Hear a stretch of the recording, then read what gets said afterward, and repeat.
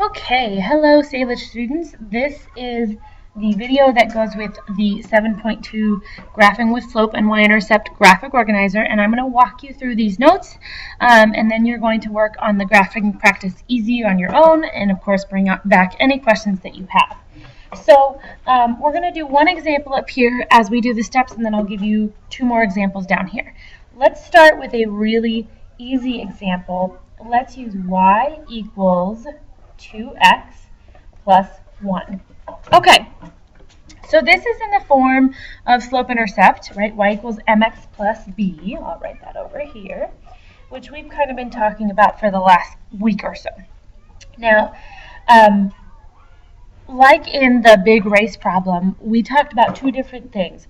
The slope of the line, right, was the speed that someone was going, and then the y-intercept was kind of like where they started the race, okay? So it's going to be the same idea. It's kind of how fast is our line going, and then where do we start our line. So the first thing we want to do is define the values that we're going to be using here. So the slope here, well, slope is always m, so slope here is going to be 2.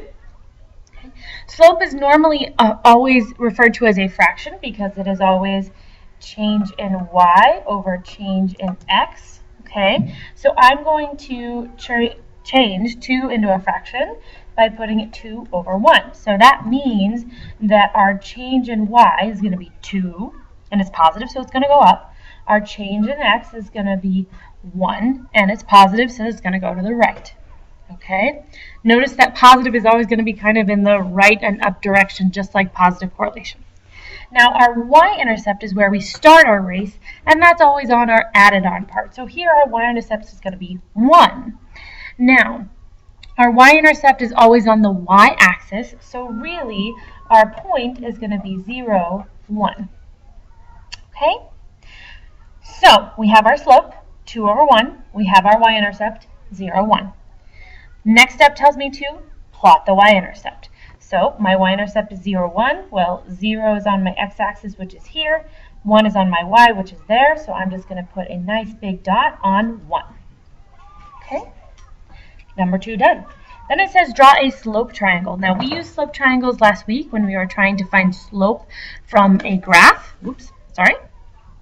And we are going to use that slope triangle idea to do this here.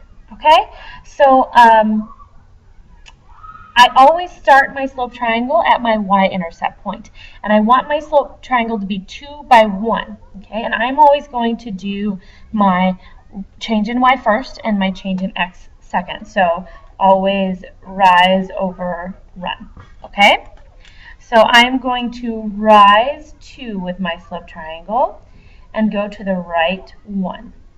Okay, so there's my little triangle, and I'm going to put a dot at the end of that triangle. I'm going to do one more because I'm always going the same speed. So this is my new starting point. I'm going to go up 2 and over 1, and I'm going to put another point there. Okay, so I have 2 triangles. Now, once I have a couple of points, see, plot new point, I'm going to draw a line with my ruler. And voila, I have quickly graphed that line without having to make a table or anything else like that. Okay, let's look at another example.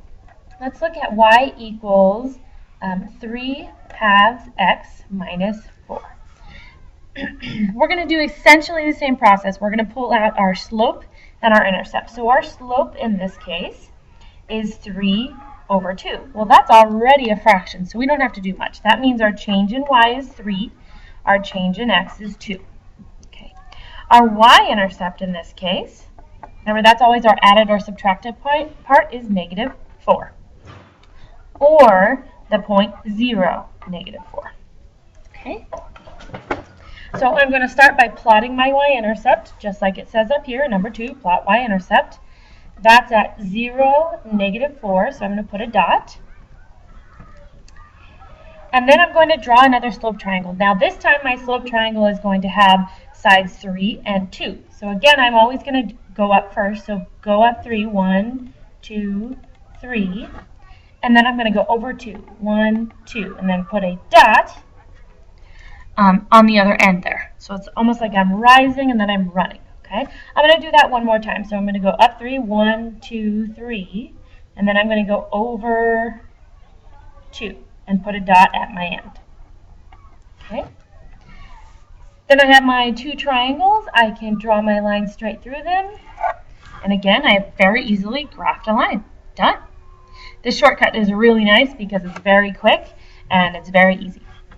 Now, we're going to look at a negative example. I'm going to give you the equation y equals negative 1/2 x plus 2. Again, we're going to start by finding our slope and y-intercept. So our slope is negative 1/2. Okay. Now, that negative can kind of float around, right? It either can go on the top or the bottom. I'm going to say it's going to go on the top, so I'm going to have a negative 1 and a positive 2. So that means I have a negative change in y, which means we're going to be going down, and a positive 2 change in x. Okay? My y-intercept in this case is always that added on part. It's going to be 2, or the point 0, 2. Okay? First, I start with plotting my y-intercept, so 0, 2 is here. And now I'm going to draw my slope triangle. Now, this time I'm going to have of sides negative 1 and 2. Okay, so I'm going to do my rise first. Well, if it's a negative rise, that means I'm going down. So I'm going to go down 1, and this is a positive 2, which still means I'm going to the right. So to the right, 2. And then I'm going to put my dot on the end there. I'm going to do one more. I'm going to go down 1 and to the right 2. Okay. I have a couple of triangles here, and voila, I have my line. Okay. So those are 3 examples. Don't forget, if you're struggling with this a little bit, to try the first example and then look back at the key to make sure that you're doing it correctly.